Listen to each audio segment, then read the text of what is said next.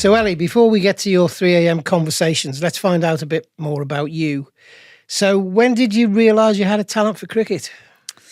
I've played cricket and probably all sports since I was really young, to be honest. I've got an older brother, and he wanted a brother so he could play sport in the garden with them. And unfortunately, he got a sister, but that sort of didn't change. And grew up playing all sports with him. He was a cricketer and footballer, so I sort of did the same. And probably from the age of 9, I reckon, I was sort of started taking it a bit more seriously and played football for Liverpool and cricket for Lancashire at that age, and did them 2 sports right the way through till I was 18, and had to make a decision then between cricket and football, and chose cricket. So why cricket and not football? To be honest, I always, it's going to sound bad, I always loved football more, and I wanted to be a footballer. But I think my ability sort of made the decision for me. I decided to go with cricket, but it was probably one of the toughest decisions I've ever had to make, to step away from Liverpool, because it's like, you're obviously a massive Liverpool fan. It's the pride thing. It hurt a lot, and my dad's a massive Liverpool fan, brother is as well, and to sort of step away from that dream almost, if you like, it was pretty tough. But like I said, cricket was going pretty well at the time, so and it's all worked out well in the end. So excellent. Yeah. Now, I do recall you made your Lancashire debut when you were very, very young as well. It was about 14. That sounds about right. Step up from club to county. Yeah, sounds about right. And I think at the time, women's cricket wasn't as big as it is now, so I think it was quite normal for people to make the debut at about that age. Obviously now we've got a more professional setup, and there's a lot more of a pathway to lead into playing in the first team. It doesn't happen as often, but I was pretty young, but I think I'm a better player and a better person for doing it that young. I think I learned a lot in them years as like I said, a bit of a youngster playing with some pretty experienced cricketers, and I think that did wonders for my character, and I've been part of that sort of setup ever since, so it's been good. Clearly women's sport is growing generally across the board, whether it's cricket or football, but I was just interested in your insight into why you think women don't take up sport as much. You know, what are the barriers that you're seeing that are preventing more young women going into sport? I think, from personal experience, it's there were when I was younger quite a lot of barriers, just in terms of I was probably the only person in my class who did sport. I was having to get changed in the toilets, and I'd turn up and there'd be comments being like, oh, there's a girl playing, and all of that sort of stuff. I think it can probably get to people. I think if we think about doing that, we'll do a lot of things really well. I'd like to think women's sport now is in a really good place, and people often say to me, would you like to be a young kid again now? And obviously I would, because all the opportunities now are amazing, but I'm so glad I've been on this journey that I've been on, because I've been a part of it. It's been quite special. It's not been easy, and it's not been the opportunities are there now, but they never used to be. But actually by seeing that and going on that journey, it's been pretty special, and I'd like to I think at the end of my career, I'll be pretty proud of what I've been through, and it'll be really nice to see younger girls having them opportunities. And I think I know a lot of other people are the same as well. It's right now we can pave the way for the next generation, and that's really special. So, tell me more about the Bat for Women's Cricket campaign. Yeah, I think that was a brilliant initiative launched to get more women and girls involved in the sport. And you're seeing campaigns running like that quite a lot now, and I think it's brilliant, because cricket is a sport for everyone, and the women's game's growing, and I think the more things like that people are doing and can do, I think the better, really. And just getting more girls involved, and it's so exciting now that these girls have got sort of a career prospect with it as well. When I was a kid, I loved sport and it was a hobby, and then all of a sudden overnight I became a professional cricketer, and I think it was really unexpected and obviously brilliant, but actually now young girls are starting out with that as the goal, and that as a realistic career option. So it's brilliant. Now, the final bit of information about you, which is it probably explains why the 3 a.m. conversations were easy to identify. Were you? You're a trainee psychologist now? Yes. Trainee. Tell me more about that. Trainee. I sort of messed my A-levels up a little bit, and at the time there was no professional cricket in Manchester for me, so the only real option to carry on doing cricket was to go to Loughborough University, because they had an unbelievable programme there that allowed you to like train like a professional athlete, but also obviously you're at uni, so study as well at the same time. So in my head, I was like, I've got to go to Loughborough. I was always a little bit more maths orientated rather than the writing side. So I picked like 3 or 4 courses I would have done at Loughborough and missed out on them through like messing my A levels up and not quite meeting the grade boundaries. And there was one course that would have let me on, and it was psychology. I'd never studied psychology in my life, but I thought, well, got no other option here. Like, I'm going to have to go and do it because I wanted to go to Loughborough. Thought, so I come out with a degree as well, perfect. So I was going there for the cricket, really. And then ended up sort of, enjoying studying it. All I'd ever known at this point was sort of be a student athlete, if you like. So after I finished my degree, I was like, what now? I wanted to do something else. And at this point, it was sort of in the middle of COVID as well. I had a lot of time on my hands, so decided to do a master's in sports psychology. Did that as like a distance learning course, so I was able to do that in my own time, which was pretty nice to sort of fit around cricket. And then again, after that, I finished and I was like, right, what next? I'm a little bit sort of all or nothing in everything I do as a character as well. And if I started something, I'm going to finish it off. And that's what I thought. I was like, I may as well not waste what I've done up to now and do it. So I'm now doing what's called it's called Qualification in Sport and Exercise Psychology with the BPS. And it's like almost the equivalent of a PhD, but you don't get the nice doctoral title at the end, which is unfortunate, but it's more practical based. So I'm doing a lot of applied practice with a supervisor at the minute, which is brilliant because it's allowed me to sort of work in different sports and work with different athletes, which is really refreshing. So it's something that I've got on the side of cricket, and I think I'm quite a big advocate for that because I think it's quite easy to get really wrapped up in your sport and place all your eggs in one basket, if you like. But I think it's quite good for me.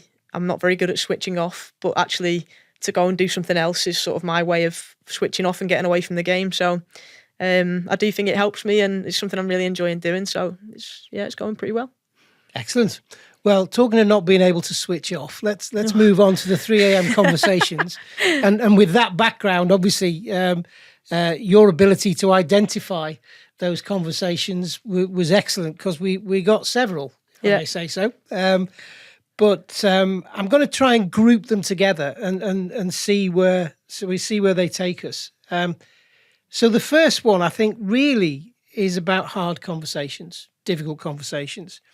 And you identified the problem there as being team selection. Yeah. You've talked almost lovingly of the group, your team. And as you put it, how do I drop some of my best friends? And worrying what they will think about you. And how do you do it? How comfortable are you with that? Yeah, it's something that I found really hard, to be honest. I think I'm in my 3rd year of captaincy now. But yeah, I think like my personality type, I'm really people orientated.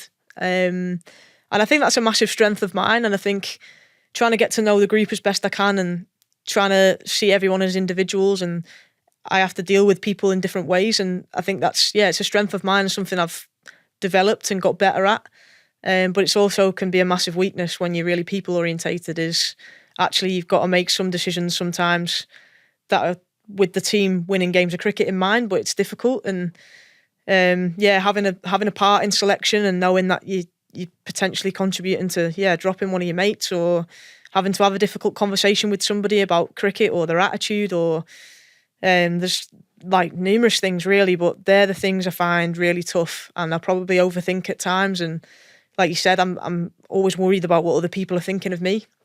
But I think it's come a little bit easier this year, I would say, with more experience. And I've had conversations with a lot of people to try and help and get better at this sort of stuff. And I think it's something that, like, it's not just in sport, it's in like general life as well. A lot of people, like I spoke to our CEO here and he said, mate, it's the same in business. Like, it's the same in everything. My mum used to be a head teacher and she was the same. She said leadership sometimes can be a pretty lonely place. Like it sort of comes with part of the role.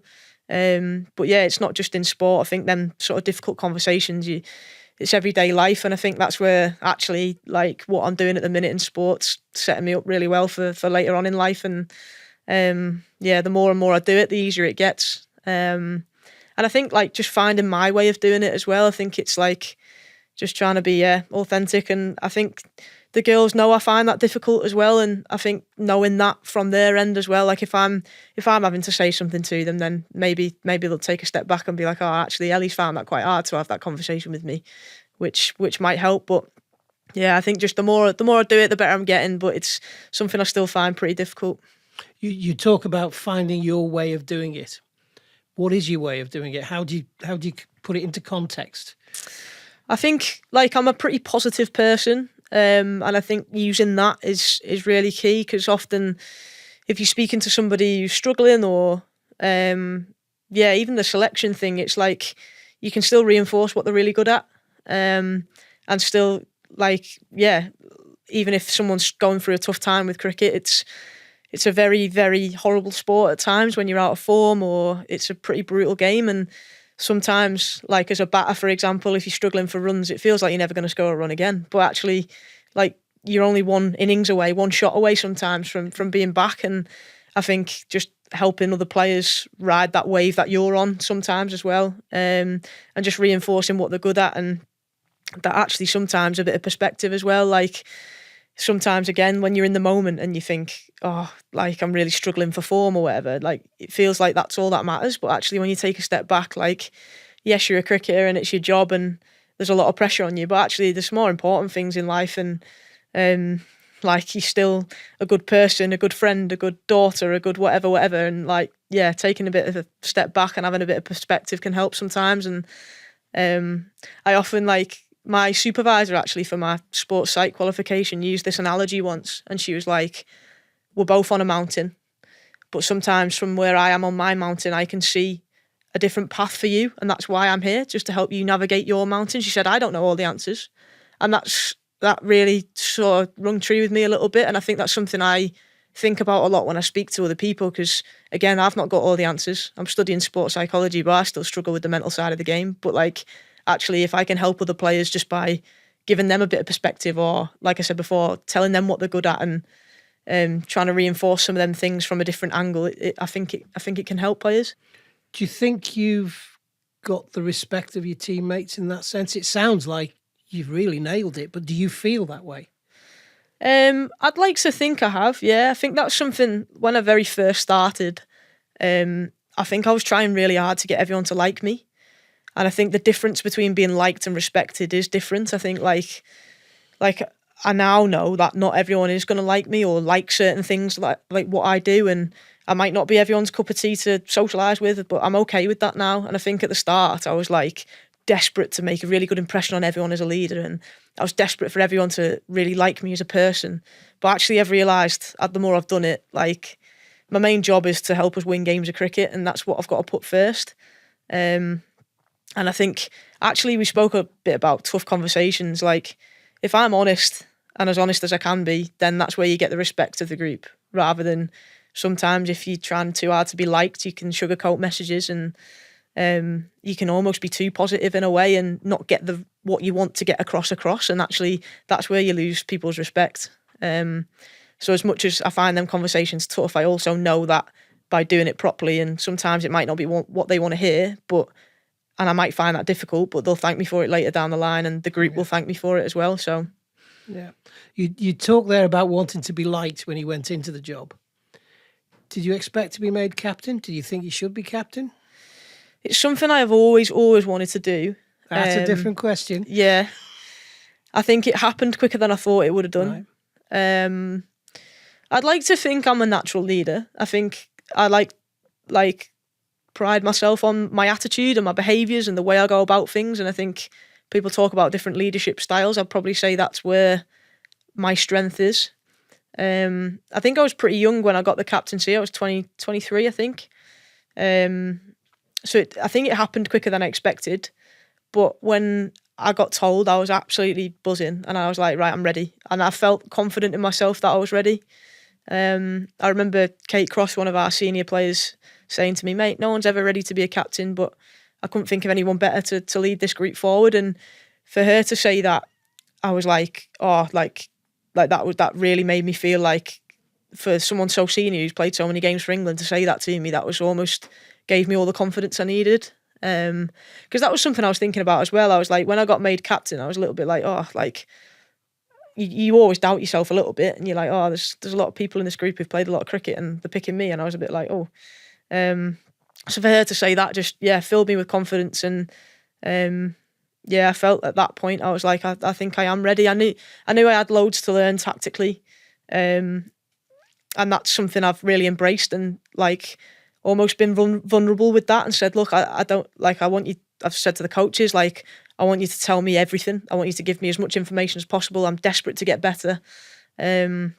Like being vulnerable enough in front of the dressing room to admit when I've made mistakes, because I think obviously no one's perfect, and when I got the role, I obviously wasn't going to be perfect. I'd never really done it before, so and just embracing trying to get better and trying to learn. So I think I felt like I was ready from like a personal point of view, but maybe from like a tactical cricket side of things. I knew I had a lot to learn, and I think I've done that. I think I've learned loads and tried to apply it as best I can. And I think if you compare my sort of tactical awareness now to when I started, it's miles apart, and I'm aware that there's a long way to go, but I think I've learned loads, and it's been a pretty good journey so far. You touched on it, and you mentioned that when you came in as captain, you had a number of very senior players in the team, a couple of England internationals at least, Kate and Alex at the time. Mm-hmm. You've got Sophie now, others to come. Yeah. And you also said, to put it in context, that a lot of what you described as your leadership technique was as relevant in business as it is in sport. And what I'm talking about here is what we would call managing upwards. So as a CEO, I had to manage my board. To get my own way. I had to make sure that I warmed them up, that I persuaded them, that I used logic or temper or whatever it was to make sure I drove the business forward in the right way. So how have you managed a group of England stars as a 23-year-old new captain? Yeah, I think it was very difficult at the start because I felt like I had almost like imposter syndrome. I was like, who am I to be telling these players what to do? I was like, I can't manage these. Like I almost felt like they should be captain when they come back, and I'll just sit to the side or whatever. But I think it was made easier when, like, for example, Kate Cross said that to me about like she thinks there's no one better to take the team forward. I was like, like that was really nice to hear, and I think it almost showed that I've got their respect, which was obviously good. And I think I'm pretty blessed here with the England players we've got. Like they really want to play for us when they're available, which because the club means a lot to them. Like Kate Cross, Emma Lamb, Sophie Eccleston, they've grown up playing for this club for a very long time, so they really want to be here when they are here, which is brilliant. And the girls love them being around. And I think like they bring their experience as well, and like actually in like more so in the early days they really helped me out as captain, and like gave me sort of like they helped me learn on the pitch as well. So I think it was brilliant. I think now I'm a bit more self-assured of my own tactical knowledge is that like actually I probably don't need their help as much now, but that's not to say that when they give me an idea I dismiss it. I absolutely want as much help as possible. But yeah, I'm pretty good friends with them all as well, which helps. Like you just talked about persuasion then. I think like Sophie Eccleston's one of my best mates, like in like off the field. And she's obviously one of the best players in the world at the minute, playing a lot of cricket, and quite often she's been given a bit of rest, and I take her out for a coffee and tell her how good it's been playing for Lancashire and try and get her to play. So I've definitely used that a few times, buy her a coffee and that. But no, they've been brilliant, and I think like we're quite a tight knit group as well, which helps. And I'd like to think that like that cricket aside, they like spending time around the group, which is good. But yeah, definitely a bit of imposter syndrome at the time. You've talked a lot about making those tough conversations work with players. How does it feel for you when you're in that moment though, and having those kind of perhaps negative reactions? How do you cope with that? I think like just almost thinking about the end goal at the start, if that makes sense. So like I think before I even start a conversation, I need to know what I need to get to by the end, if that makes sense. So I need to know what I want to get out of this conversation, and then it's almost like obviously I'm winging the bit in between and trying to navigate the conversation, but it's like just trying to make sure I reach that end goal. And if that takes a little bit longer with some people, and it takes me to be a little bit, if I know someone's going to be really emotional when I'm talking to them, it might take a little bit longer to get to the point, but that's fine. And like I said before, it might take a little bit of time to first of all talk about what's going really well for them before we talk about the difficult stuff. Or actually I might think, you know what, I'm just going to say it and then deal with the consequences later. And it's like, I feel like probably a case by case basis, and sometimes it's gone better than others, but yeah, I think it's like, I always think trying to be as positive as I can, even when I'm delivering a message. And yeah, I've like tried to work quite hard on my communication as well. And I remember we did like this personality profiling thing, which really helped me, because it was like you got given one of 4 colours, that was your preference. So mine was like I'm green, so that's like really people orientated, quite caring, and like care a lot about other people. The reds were quite direct. So if I know I'm speaking to a red, the last thing they want is for me to be like, oh, you're doing really well at this at the minute. Actually, they just want me to go straight in and tell them exactly what I need to say. Like someone who's a blue's like very logical. So like, actually, if I'm speaking to someone like that, maybe do I need to give a bit more reasoning behind what I'm saying, or try and make my communication to suit them. So I need to try and put my blue hat on and be a little bit more logical in that way. And yellows are just sort of really extroverted, fun-loving. They're the people who'll probably really value my positivity, and maybe if I have a bit of a laugh with them first, or make something into a joke, or like, so I've tried to, and I found that really helpful actually, to know what other people's preferences are. Because I think maybe was guilty of, okay, how would I want this message to be delivered? But actually it's not about me, it's about them, and they're not me. So like trying to understand them a little bit more, I think's really helped. So yeah, that was really good. And I think it sort of brought the group closer together when we did that as well. And I even benefited knowing the staff's colours as well. So yeah, that was really helpful. So just trying to tailor my communication to that individual, really. So there's some psychology behind what you're doing, really, day to day. Absolutely, yeah. There's another question that I had for you in terms of, look, you're clearly very successful. You've been a bit of a trailblazer, a lot of success very young, but you're also, in a sport where failure is a big part of what you have to experience. When you're quite a driven person, that must be quite difficult dealing with failure. What do you do to kind of get yourself through those times? Yeah, I think like cricket is such a weird sport where you are almost like set up to fail in a way. It's like you're dealing with failure more than you're dealing with success, like by a long way. I think people say like the best batters in the world like have like 1 in 4 innings where they do well. And it's like, for me, you're either dealing with like you have a good day and the team loses, or the team wins but you've had a bad day, or it's like, it's not very often the team win and you've had a good day. So actually you're probably always dealing with a bit of failure. And I think as captain, that's something I've found really hard, is like, I take the team losing really, like, I take that a lot on my shoulders as well. And then also if you throw a bit of like yourself not being successful in there, it can really spiral and get on top of you, really. I've found it really helpful to sort of just accept that failure is part of the job, and part of like, you're never going to be successful all the time. Even if we're losing games, I guarantee there'll still be positives you can pull out from it, and they're the stuff you've got to sort of hang on to and almost try and just learn from the stuff that's not going well and take the positive stuff forward. Is there anything specific you do for yourself? When you've had a shocker of a day, is there something that you do for you that kind of gets you through that, a bit of self-care? Or I feel like I'm a pretty, like I struggle to like articulate my emotions after a game. I'm pretty emotional, but I don't show that. So I bottle it all up because I try and be really good around the group and try and sort of get around all my mates and stuff and be that leader that I want to be. And then if stuff doesn't go well, like I said, I can be quite emotional, but I know that, and accepting that. And then sort of, I always make some notes in my phone. So when I'm feeling like I need to just get stuff off my mind, I'll write it down in my phone.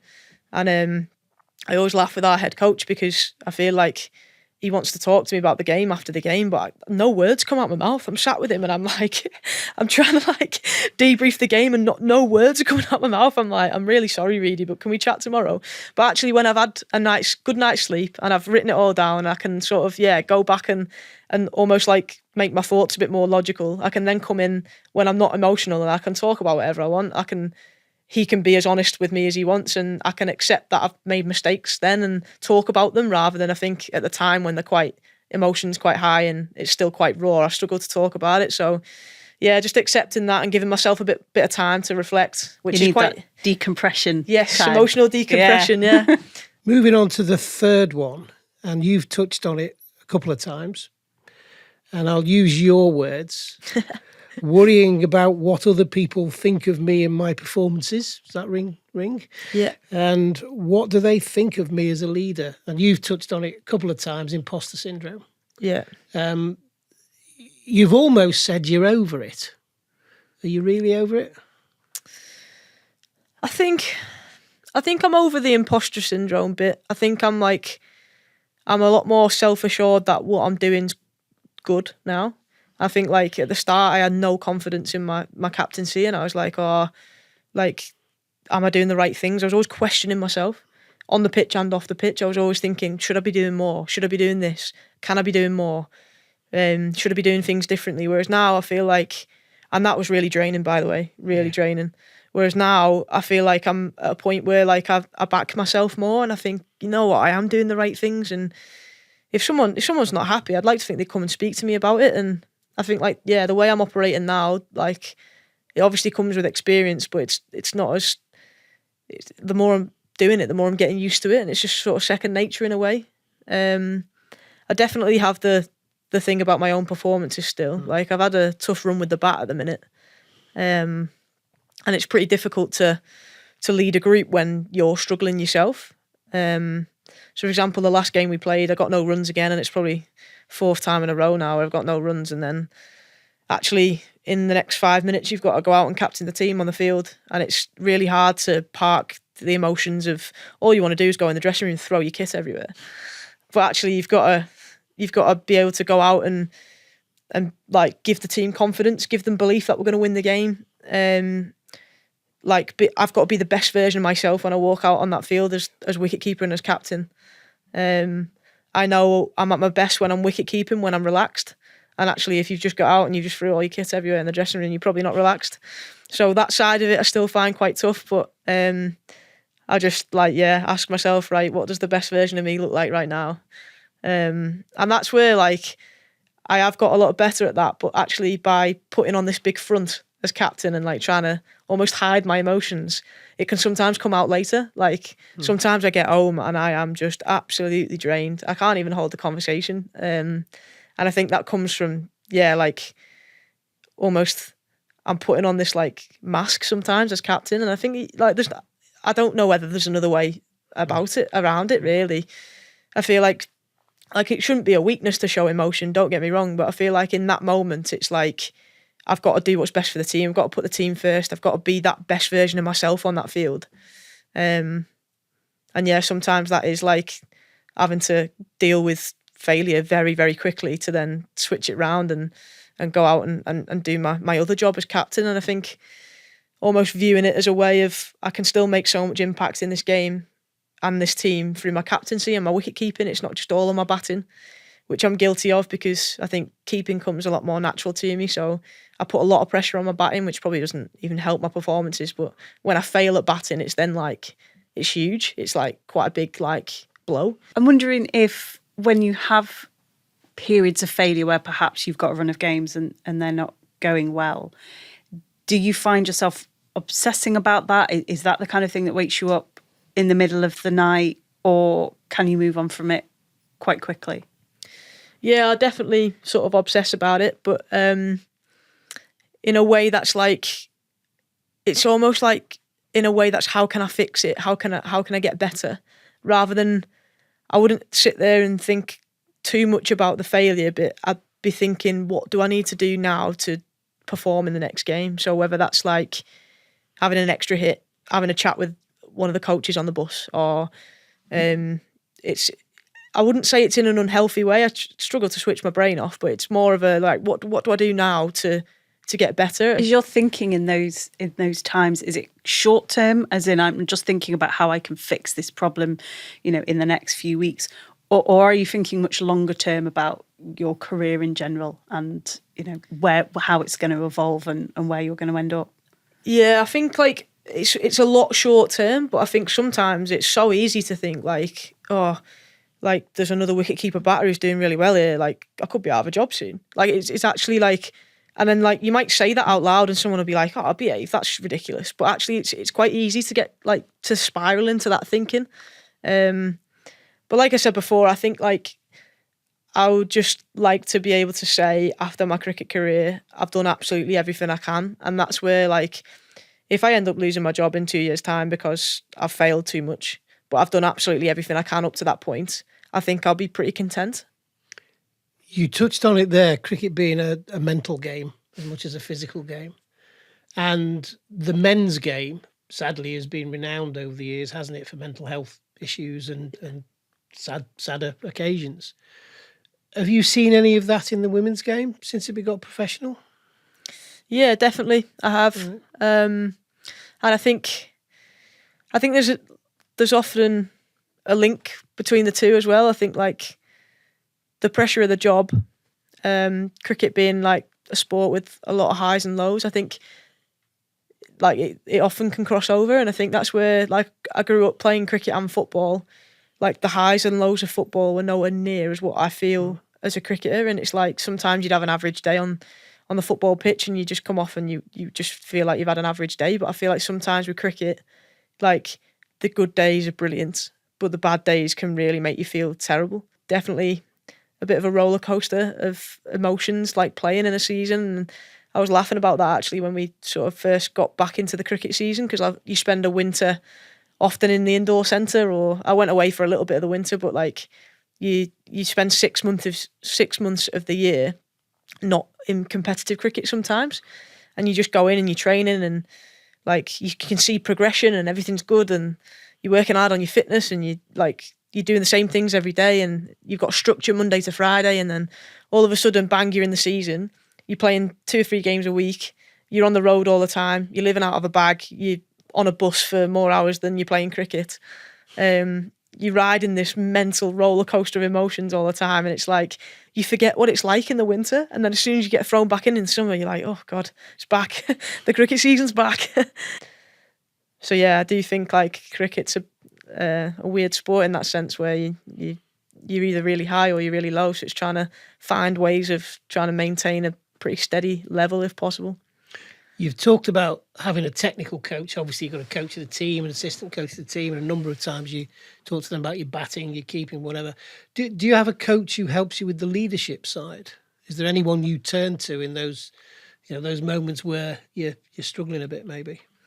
Yeah, so I've been so lucky with this. So the our old head coach, Paul Shaw, who made me captain, his background is in leadership. It's almost like a mentor to me, which I was really grateful for. And a lot of all the stuff we spoke about, the difficult conversations, stuff like that, he was brilliant in that sense. And I used to bounce ideas off him all the time, and he was amazing. And then our head coach currently, Chris Reed, has played cricket for England and was captain wicketkeeper at Notts for 10 years. So like selfishly, like what an appointment that is. So when he sort of got the job, I've spent so much time talking to him since, and he's been amazing. And I think especially from a tactical side as well, like that's where I've seen myself really develop. And I think like particularly being a wicketkeeper captain as well, it's not often you get that, and to have that at my disposal every day, it's like oh, it's brilliant. So I'm sort of trying to get as much out of him as I can while I can. So I've been really lucky in sort of the mentors I've had, and particularly cricket. Like it's quite hard to make cricket cool sometimes, isn't it? Like I remember walking around uni with a big cricket bag, and I was like, oh God, you can just see why like sometimes like females drop out. And I think at the time, like I was almost like a bit embarrassed at times that I was playing sport, and like I never used to tell anyone what I was doing. Like I remember being at primary school and no one knew I played football for Liverpool. No one. And like you'd think growing up, like playing football for Liverpool, it's a pretty cool achievement. Like you think people would tell, like you'd want to tell people, but I was so embarrassed because I just wanted to be normal. I just wanted to fit in, and at the time that wasn't really normal, or I didn't feel like I fit in.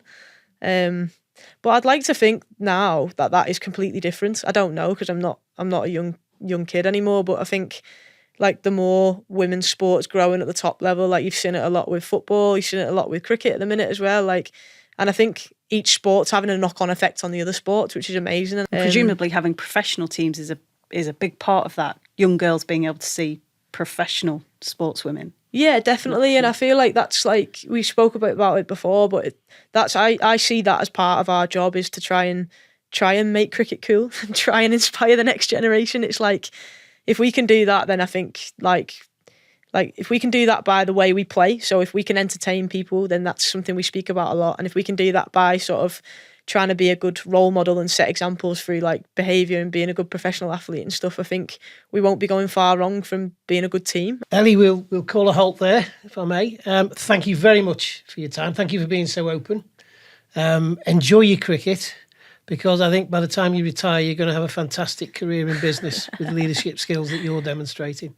Good luck for the rest of the season. Thank you. Thanks for having go me. well. Yeah, thanks for having me. Really enjoyed it.